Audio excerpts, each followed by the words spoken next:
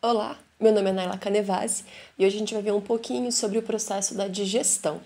Então, a primeira coisa a gente tem que lembrar para que serve essa digestão, o que é a digestão. Então, o nome bonitão na biologia é hidrólise enzimática. Então, a gente vê aqui, ó, lise quer dizer quebra, hidrólise porque é quebra na presença de água e também na presença de enzimas. Então, por isso, hidrólise enzimática. Mas quebra de quê? Quebra dos alimentos que são ingeridos. Então pensa lá, no dia a dia você come uma série de coisas e são coisas grandes que não podem entrar nas suas células. Então a ideia do processo digestório é pegar esse alimento e quebrá-lo até que eles fiquem pequenos o suficiente para que eles possam atravessar a membrana plasmática das células. Então pensa na tua digestão como sendo uma forma de poder utilizar das suas células poderem utilizar essas coisas que você ingere. Tá grande, vai lá e quebra, picota, depois isso vai ser absorvido, vai para o teu sangue, através do seu sangue chega a cada uma das tuas células. E aí lá dentro da célula, essas moléculas podem ter diversos papéis. Elas podem, de repente, fornecer energia para a célula, então os carboidratos têm principalmente essa função. Ou, de repente, elas podem servir como pequenos tijolos para construir outras coisas, papel construtor. Então, pensa nos aminoácidos, das proteínas, como tendo esse papel. E aí, aqui a gente vê essa imagem bonitona. Então, é a quebra na presença de enzimas e na presença de água, de moléculas maiores em unidades menorzinhas, para que as células possam utilizar, para que elas possam absorver. E aqui tem umas observações que eu queria fazer antes da gente começar o processo digestório, propriamente dito. É que assim, a gente tem a classificação dos nutrientes em macronutrientes, e aí esse macro é porque as células precisam dessas coisas em grande quantidade. E micronutrientes, porque basta um pouquinho só, a célula já se satisfaz e consegue fazer as suas funções direitão. Aí aqui uma outra observação, ó. A gente vai ter essa digestão sendo classificada quanto ao local em que ela ocorre em digestão extracorpórea. Então, pelo nome, extracorpórea, fora do corpo. Então, pensa lá, quem que faz digestão extracorpórea? Pensa em todos os seres vivos. A gente tem os fungos. Então, os fungos, eles crescem em cima do alimento, jogam enzimas em cima desse alimento, esse alimento é digerido e aí eles absorvem os nutrientes. Então, é uma digestão fora do corpo. A maioria dos seres faz a digestão dentro do corpo, uma digestão intracorpórea. E aí a gente pode dividir essa digestão intracorpórea em duas. Então, ela acontece dentro do corpo, mas ela pode acontecer dentro da célula ou fora da célula. E aqui nesse caso, existe um sistema digestório. Aqui não existe. Então, aqui dois exemplos. Ó, os protozoários fazem a digestão dentro da célula. Protozoário é unicelular, é uma célula só. Então, ele de alguma forma fagocita, consegue botar esse alimento para dentro, e aí lá dentro da célula, que é o próprio ser, essa substância, esse alimento vai ser digerido.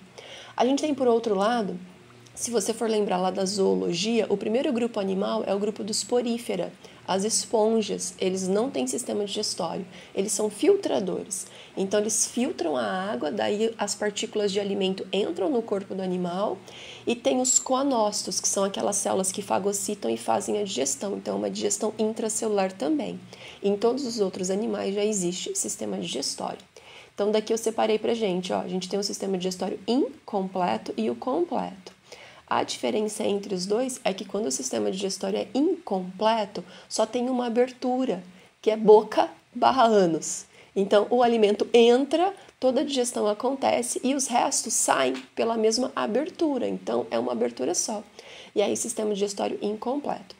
Geralmente, nesses organismos, a digestão ela começa sendo extracelular, porque ela começa nessa cavidade. Só que como o sistema digestório não é tão eficiente, porque não tem ainda especializações, mas assim, aquelas células que estão ali, elas vão fagocitar e vão terminar a digestão dentro delas. Então, quando a gente fala em quinidários e plateumintos, existe um sistema digestório, ele é incompleto. A digestão começa então sendo extracelular, só que depois termina dentro da célula. E a gente tem o sistema digestório completo, que vai ter agora boca e ânus. Então, o alimento entra pela boca, passa pelo sistema digestório e sai por uma outra abertura, que é o ânus.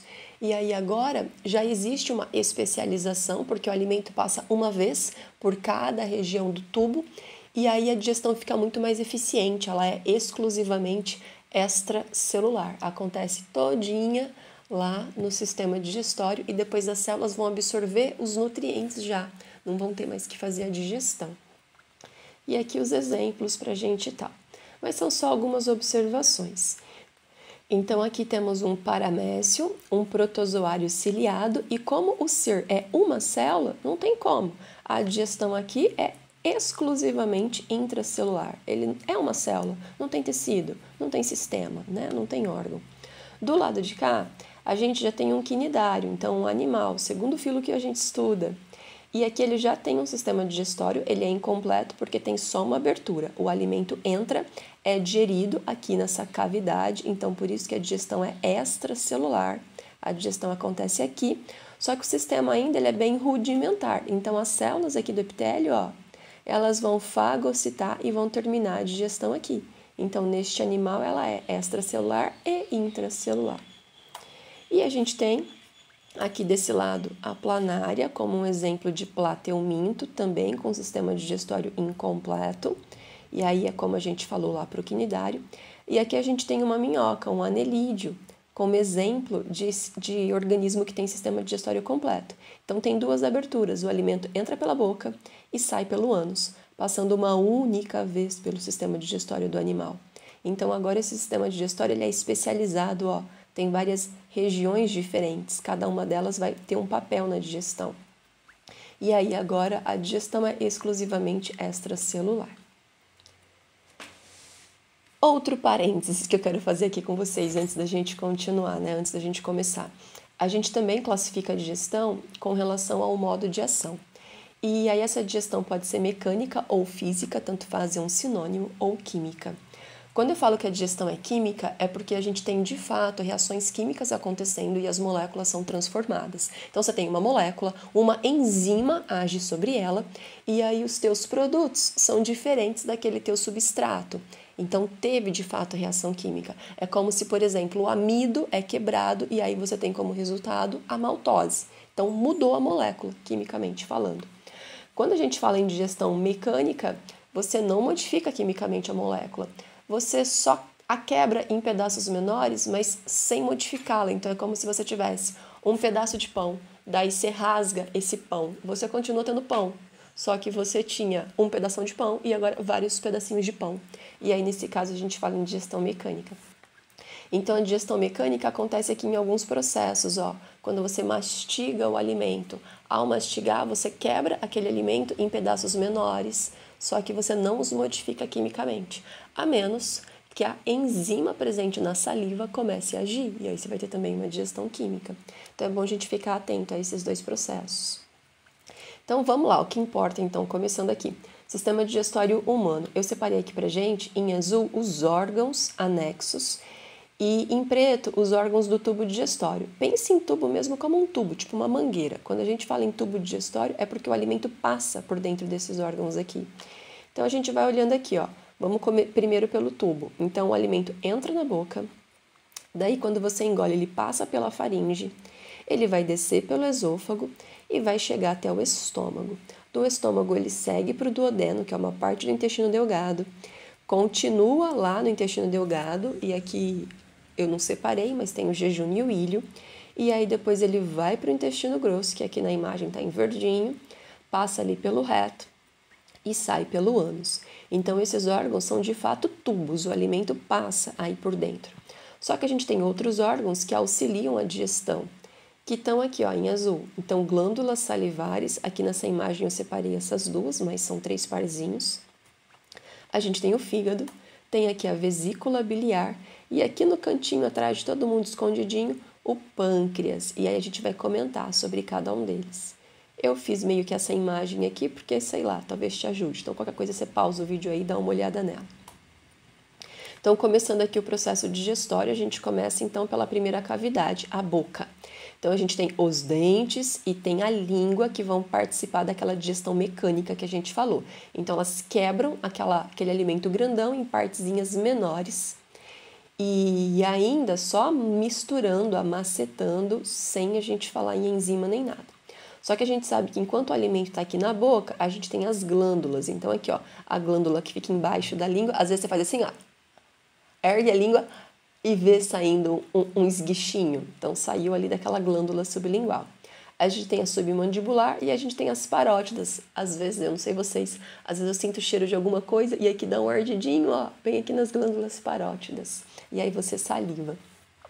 E aí é bacana você perceber que quando você engole, o alimento que está presente aqui na boca, a cavidade bucal, ele passa pela faringe e a faringe participa, ela faz parte tanto do sistema digestório quanto do respiratório.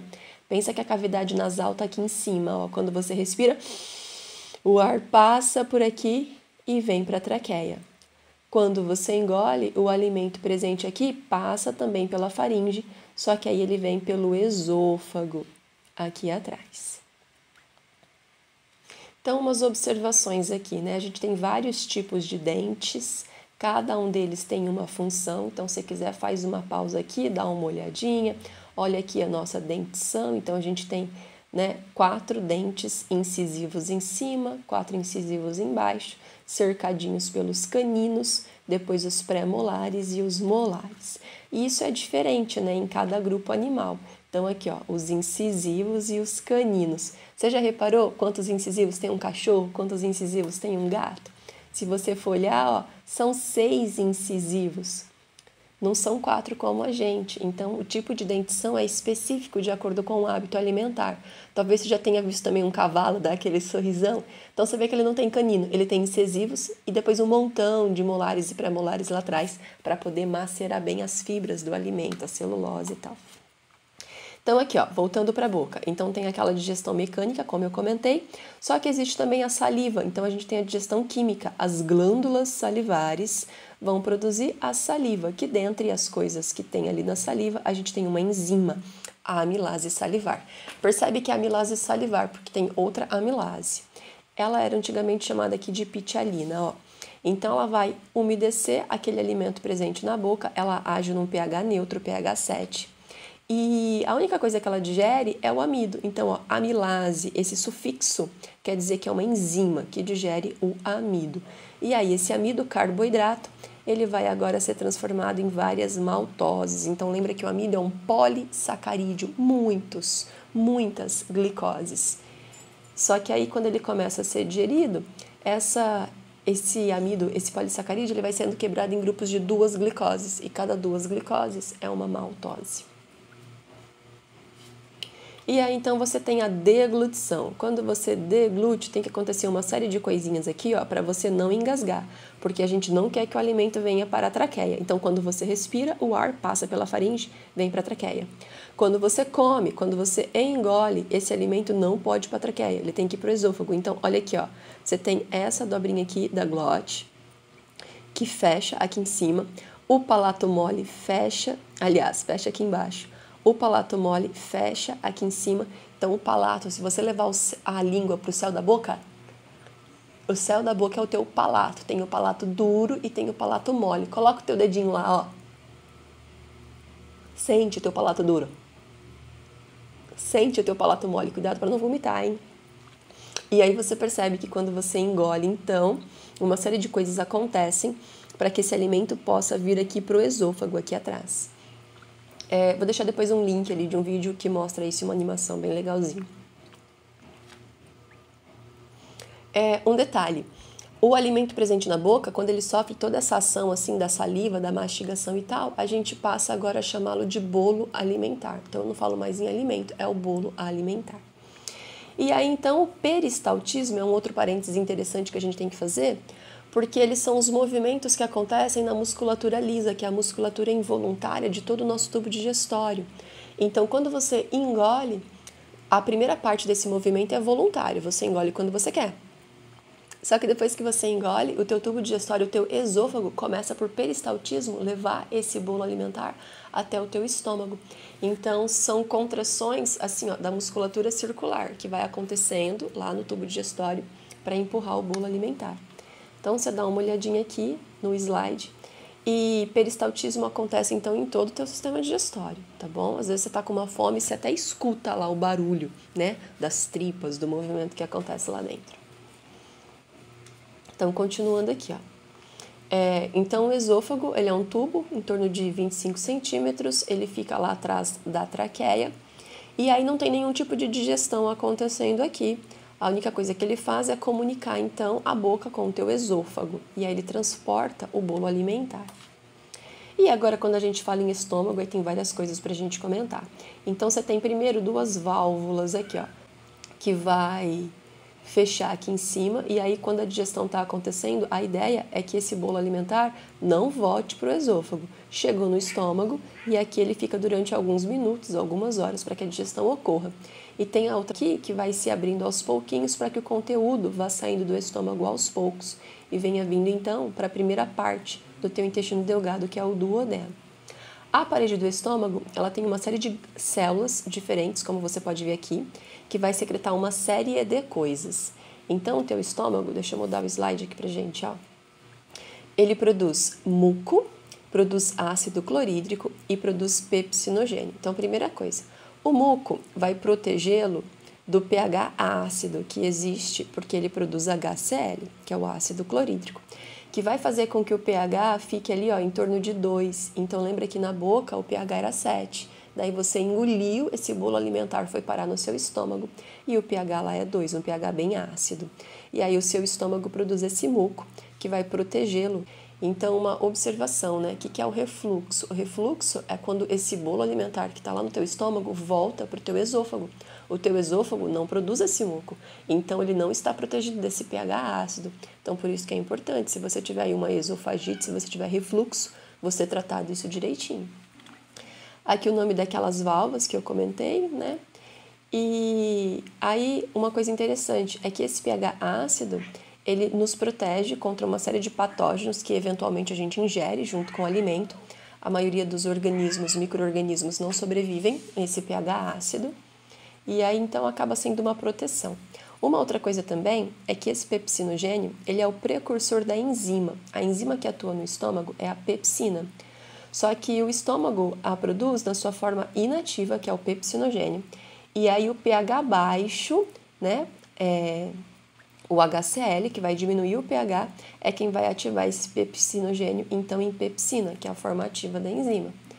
E essa enzima atua na digestão das proteínas. Então, as proteínas, na presença de pepsina, são quebradas em peptídeos. Então, você tem que lembrar, né, que uma proteína é um polipeptídeo. Poli é porque tem muitos aminoácidos. Oligopeptídeo, oligo quer dizer pouco. Então, a proteína é molécula grandona, com muitos aminoácidos. Aí ela é quebrada em pedaços menores, então em oligopeptídeos. E aqui no estômago, então, o que chegou foi o bolo alimentar, só que depois dessa digestão, a gente fala que o que a gente tem agora é o quimo. E aí, então, olha que interessante, na boca você começa a digestão de carboidratos, lá no teu estômago você começa a digestão das proteínas. E a gente continua aqui, agora o quimo passa então para o teu intestino delgado, e aí o intestino delgado é dividido em duodeno, jejunum e íleo. O duodeno é a primeira porção, tem aproximadamente 30 centímetros, jejunum e íleo são mais grandões. Então, se você for olhar, ó, no conjunto, teu intestino delgado tem mais de 7 metros, grande a beça. E aí, então, o que esse intestino faz? Então, o intestino, ele secreta enzimas também, que a gente vai chamar de suco entérico. Então, é bom a gente recapitular, né? Recapitular não, porque eu nem comentei. A tua boca produz a saliva. O teu estômago produz o suco gástrico e o teu intestino produz o suco entérico. E aí tem uma série de enzimas, a gente vai comentar, e aí então o teu intestino tem por funções produzir esse suco entérico e absorver os nutrientes. A absorção de nutrientes vai acontecer principalmente nessas duas porções maiores, jejunum e íleo. E aí, para isso, ele tem uma série de vilosidades que vai aumentar a superfície de contato. Então, se a gente olhar aqui na imagem, você tem o teu intestino delgado, o tubo tá aqui, ó. Dá uma olhadinha na musculatura lisa que eu comentei, que vai atuar naquele peristaltismo. E aqui na parte mais interna, você vê que a paredezinha é toda cheia de invaginações, que são as vilosidades. E se a gente for dar zoom e olhar nas células que estão aqui, ó, você vai ver que as células também são todas dobradinhas, formando as microvilosidades. Então, tudo isso acontece para aumentar a superfície de contato e se tornar uma superfície melhor para fazer a absorção. Porque depois os nutrientes vão passar por aqui, ó, e eles vão sendo absorvidos pelas células. Mas calma lá, tem um monte de coisa antes ainda. Então, quando a gente olha aqui para o duodeno, então você tem o teu estômago, e aí você tinha aqui, né, o esfíncter, aqui em cima a cárdia, para fazer a separação com o esôfago, e aqui embaixo o piloro, que faz a separação com o duodeno. Daí, olha lá que interessante. Então, o quimo sai do estômago e cai aqui no duodeno. E você percebe que o teu fígado tá aqui, ó, conectadinho com a vesícula biliar, porque o teu fígado vai produzir a bile. A bile é armazenada na vesícula biliar e essa bile vai ser jogada aqui no duodeno, ó. E aí você vê que o pâncreas também tem uma coisa parecida. Ele vai produzir o suco pancreático, que também vai ser descarregado aqui no duodeno. Então, o duodeno recebe uma série de coisas, ó. Ele recebe o quimo do estômago, recebe a bile, produzida pelo fígado, e recebe o suco pancreático, produzido pelo pâncreas, além de produzir o seu próprio suco, que é o suco entérico. Muitas coisas acontecendo aqui. Então, se quiser, pausa o vídeo, faz as tuas anotações. Então, aqui a mesma coisa, eu só destaquei para você, então. E com aquela observação, né, que o fígado e o pâncreas são glândulas anexas. O alimento não entra no fígado, aqui, e também não entra no pâncreas, né, mas são glândulas importantes para o sistema digestório. Então, eu vou comentar aqui com você primeiro sobre a bile, que é produzida lá pelo teu fígado. Então, fica atento, porque a bile não tem enzimas digestivas. O processo que ela faz é exclusivamente mecânico, é físico, sem enzimas, tá bom? Então, vamos lá, ó. Ela é rica em água. Esses sais alcalinos aqui são importantes, porque eles vão ajudar a neutralizar o pH. Lembra que o pH lá do estômago era 2, um pH bastante ácido. E as enzimas que agem lá no teu intestino, elas funcionam melhor em pH 8. Então, aquele pH de 2 tem que subir para 8. E aí, então, esses sais alcalinos aqui, sais biliares, vão ajudar a aumentar esse pH. Bom, e aí, então, o que ela tem? Qual que é o papel dela? Ela emulsifica gorduras. O que é isso? Ela transforma gotonas de gordura em gotinhas menores de gordura, só que não tem transformação química. Continua sendo as mesmas moléculas químicas, só ficou, ao invés de ser uma coisa grandona, várias coisas pequenininhas. E isso aqui, ó, é muito importante porque aumenta a superfície de contato. Porque depois o pâncreas vai produzir as enzimas. Imagina, as enzimas só iriam poder agir aqui, ó, nessa parte de fora. Agora, as enzimas podem agir aqui, ó, em todas essas partezinhas de fora. Então, a superfície de contato aqui aumentou um monte. E aí a gente continua. Vamos comentar agora um pouquinho sobre o suco pancreático, ó. Então, lembra que o duodeno recebeu a bile e recebeu o suco pancreático. O suco pancreático, além das enzimas, ele tem o bicarbonato de sódio, que também atua naquela questão para aumentar o pH. Então, o teu estômago tinha lá um pH 2 e agora no duodeno o pH é 8. E ele é 8 porque tem aqui a ação conjunta dos sais alcalinos e do bicarbonato. E a gente precisa dar uma olhada nessas enzimas agora, gente. Então, aqui, ó, eu sei que o negócio complica um pouquinho. Mas vamos começar pela amilase. Então, lembra? A amilase salivar começou a digerir o amido na boca. E agora a gente tem a amilase pancreática, que continua digerindo o amido, só que agora lá no duodeno. E aí a mesma história, ele é quebrado em maltose. E aqui a gente tem todas as outras categorias de moléculas, ó. A gente tem a digestão de gorduras, de proteínas e de ácidos nucleicos. Se você lembrar, quando você estuda moléculas orgânicas, você estuda 4 categorias: carboidratos, lipídios, proteínas e ácidos nucleicos. E todas essas categorias são digeridas por enzimas produzidas lá no teu pâncreas. Então tá aqui, ó, as lipases agem sobre os lipídios. Então tá aqui, ó, lipídios, gorduras, sofrem ação da lipase pancreática e é transformada em ácido graxo e glicerol. Então, você percebeu? A bile foi lá e emulsificou, aumentou a superfície de contato. E agora a lipase, produzida pelo pâncreas, vai lá e faz a digestão química. Proteínas são quebradas e continuam sendo transformadas em oligopeptídeos. Então, a digestão de proteínas só começou no estômago, ela continua ali no duodeno. A enzima que fez a digestão de proteína no teu estômago era a pepsina. No teu intestino agora o nome é parecido, ó, tripsina. Então você está vendo isso aqui. E os ácidos nucleicos sofrem ação das nucleases e são quebrados em nucleotídeos. Eu não sei se você se lembra, talvez. Vamos aqui fazer uma observação, talvez te ajude, né? Os ácidos nucleicos são formados por vários nucleotídeos e o nucleotídeo é uma pentose, é um fosfato associado a uma pentose e a uma base nitrogenada. Gente, é muito legal desenhar aqui. Então, quando você digere os ácidos nucleicos, você vai ter os nucleotídeos. Então, talvez aqui isso te ajude, ó. Então, quando você digere os ácidos nucleicos, você tem como resultado muitos e muitos nucleotídeos, com fosfato, pentose e base nitrogenada. Continuando. Então, a gente tem aqui agora o suco entérico. Então, gente, ó, o que estava no teu estômago caiu lá no teu duodeno. A gente viu que a bile foi produzida pelo fígado e foi jogada lá. O suco pancreático foi produzido pelo pâncreas e foi jogado lá. Tudo no duodeno. Só que lembra que o próprio intestino também produz o suco entérico. Falta dar uma olhadinha nesse suco entérico. Então, sem pirar o cabeção, vamos lá.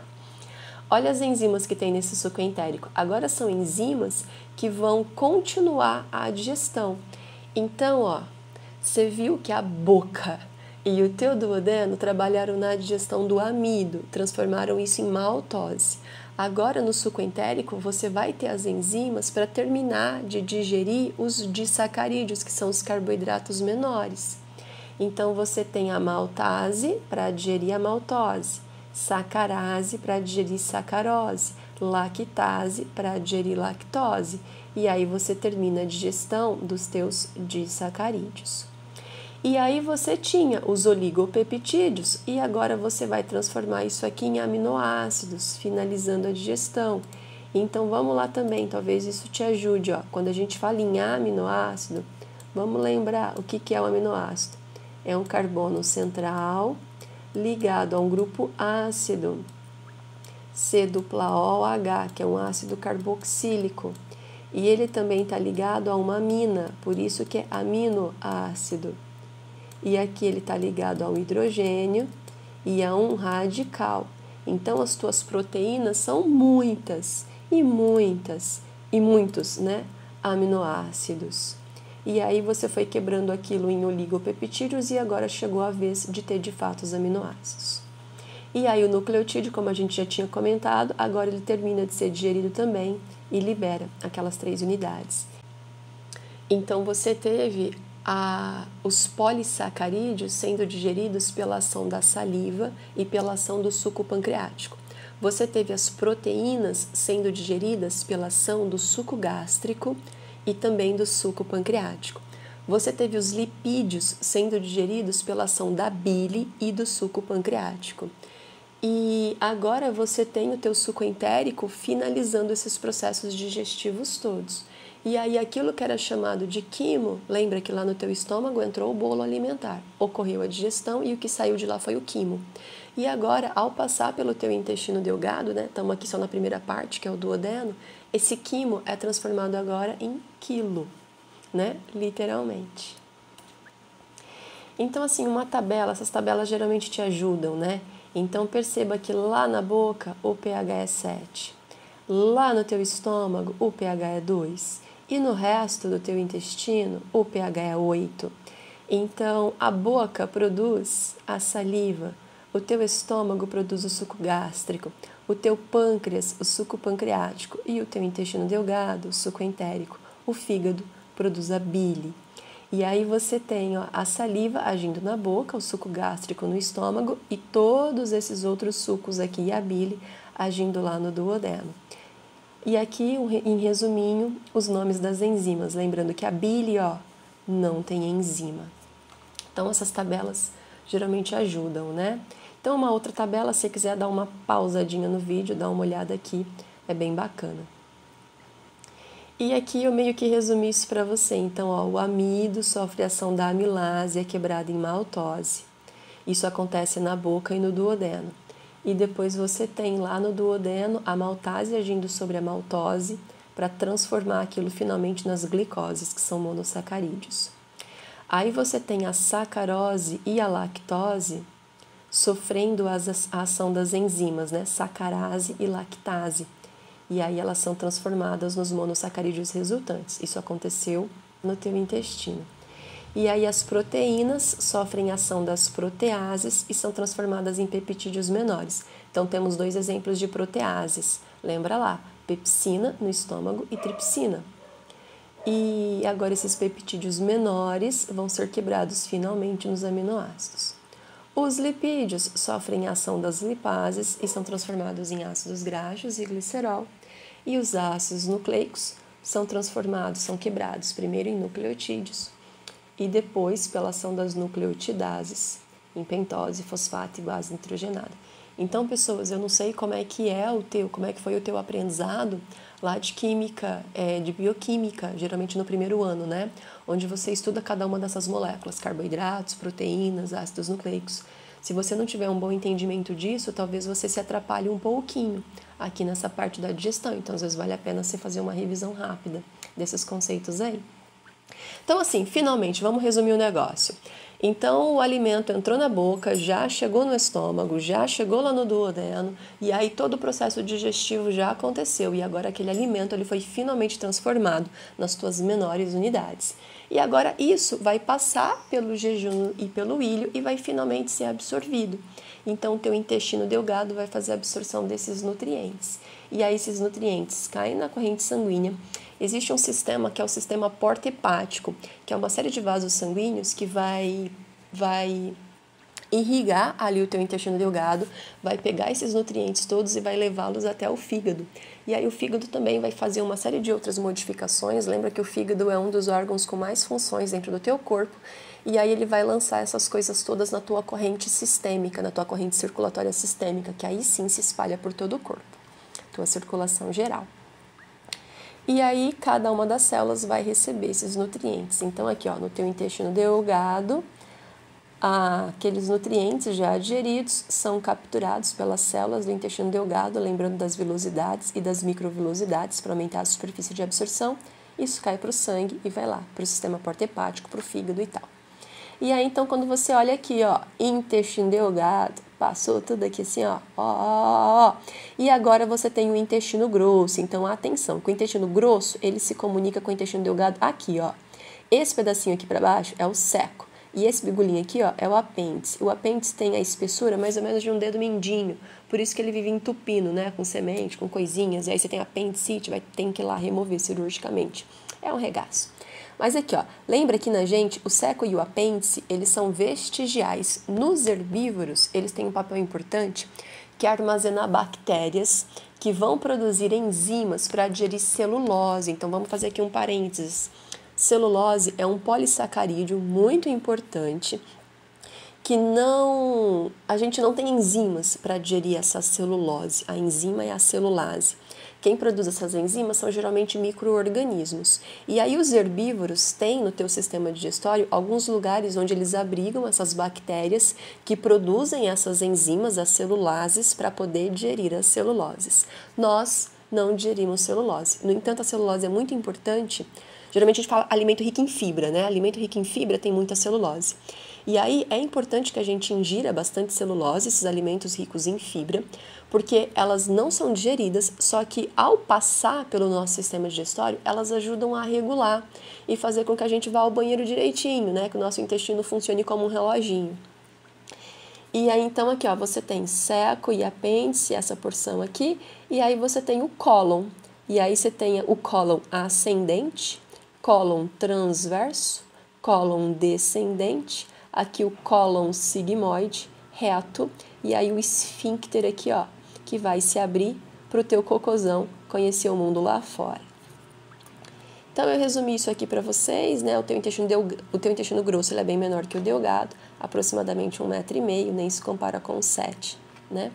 E a função desse intestino grosso é fazer agora a absorção de água e de sais minerais. E aí lembra que o que estava no teu intestino delgado era o quilo. E agora, depois da absorção de água e sais minerais, o que a gente vai ter são as fezes. Lembra do peristaltismo, que acontece em todo o teu sistema digestório. E aí no intestino grosso a gente também tem uma outra coisinha importante, que são o fato de algumas bactérias estarem ali. A gente fala, são bactérias que não causam mal pra gente, são bactérias benéficas que compõem a nossa flora intestinal. Elas se alimentam de restos, de resíduos que a gente não vai aproveitar para nada, então elas não causam mal pra gente e elas têm ali um benefício, que é a obtenção de alimentos e tal. Às vezes, elas produzem coisas que são úteis para a gente, como, por exemplo, vitamina K. Então, tem algumas vitaminas que são produzidas por essas bactérias da flora intestinal. E, às vezes, tem um outro papel também, que é um papel protetor. Então, se a tua flora intestinal está saudável, muitas vezes você acaba, através do alimento, ingerindo alguma bactéria patogênica, só que ela não consegue se instalar ali, porque meio que essas bactérias que já estão ali ocupando aquele local te protegem. Não sei se ficou confuso, tá? Qualquer coisa você pergunta aí, e aí eu leio e te respondo. Então vamos lá, finalizando, porque a gente já demorou muito, né? Então, espero que você tenha pego a questão geral aí, então, né, essa questão dos órgãos, do tubo digestório, as glândulas anexas, então é importante você ter essa noção. Você ingere o alimento com moléculas que são muito grandes, e aí o papel do teu sistema digestório é quebrar isso até as menores unidades, para que isso vá para o teu sangue e chegue a cada uma das células, para que as células usem como bem entender. E aí só umas observações aqui, né? A gente falou do sistema digestório basicamente em humanos, daí é importante a gente comentar um pouquinho como as adaptações das aves. Então, as aves têm uma dilatação do esôfago, que é o papo. Então, se de repente você já teve uma calopsita, já entrou em contato com algum passarinho que caiu do ninho e você alimentou, você percebe que você dá lá a comidinha e aí você vê que o papinho aqui, ó, fica até estufado, a coisa mais fofinha do mundo. Então, é uma dilatação do esôfago que vai acumular o alimento durante um tempo, vai amolecer e tudo mais. Lembra que as aves não têm dentes, né? Então, elas não conseguem fazer essa digestão mecânica. Então, fica aqui um tempinho para amolecer. E aí, o estômago é dividido em duas partes. Tem o proventrículo, que é a parte do estômago que é química, que secreta as enzimas. E tem a parte mecânica, que vai fazer a digestão mecânica, que é a moela. Não sei se você gosta de moela, não sei se você já comeu moela. A moela, ela tem uma parede muscular bem grossa, e aí ela fica lá, ó, misturando as coisas que estão lá dentro do teu estômago. Então, mais ou menos aquilo que você faz mastigando com a tua língua e tal, as galinhas fazem no próprio estômago, com essa digestão mecânica. E aí uma outra observação é que elas não têm ânus, elas têm cloaca, porque o intestino, ele se abre aqui, ó, numa abertura que vai receber também a urina, que não está representado aqui, que vai receber também o ovo, e aí é uma abertura só para o meio lá fora, portanto cloaca. E uma observação, qualquer coisa dá uma pausa aqui, dá uma olhadinha. E uma observação aqui nos mamíferos é que a gente falou da gente, né, que o seco e o apêndice são reduzidos, só que nos herbívoros, como a digestão da celulose é importante, a gente tem diferentes lugares que podem guardar aquelas bactérias que vão produzir a celulase. Então, a gente tem os herbívoros monogástricos, que vão armazenar essas bactérias no seco e no apêndice. Então, eles vão ter seco e apêndice bem desenvolvido, bem grandão, para poder produzir as enzimas para digerir essa celulose. Tem aqui os exemplos, ó, desses herbívoros monogástricos. E a gente tem os ruminantes, que eles vão ter um estômago dividido em várias câmaras. Então, a gente tem principalmente a vaca como exemplo, né? O estômago dela é dividido em 4 câmaras. E aí as bactérias são alojadas nessas câmaras.